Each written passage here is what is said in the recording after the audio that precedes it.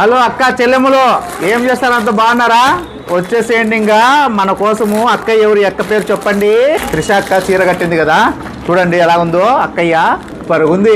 బాంబేలో ఇవన్నీ ఫేమస్ అక్క. ఇట్టుంటే చండ్రిల్లా క్లాతులని సాఫ్టీలో చూడండి, ఎంత సాఫ్ట్ ఉంది చూడక్కయ్యలు. చీర క్వాలిటీ చూడండి అక్కయ్యలు. ఇదంతా 1500 ఎట్లా అంటే ఎట్లా అమ్ముతారు అక్క. నేను 600కి అమ్ముతా అంటే కదా. ఆ సాఫ్టీ వేరు, మళ్ళా ఆ సాఫ్టీ అంటే ఆ సాఫ్టీనే కదా, ఇది కూడా నేరు మీరు. ఇదంతా వచ్చేసి మీకు 750 పడుతుంది.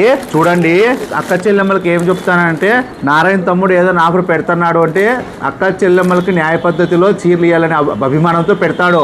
మీరు ఎక్కడా కానీ మోసపోద్దండి. శారీలు ఎక్కడ బాగుంటాయి అక్క చెల్లెమ్మల కంటే లక్ష్మీ శారీస్ అని పెట్టుకోండి.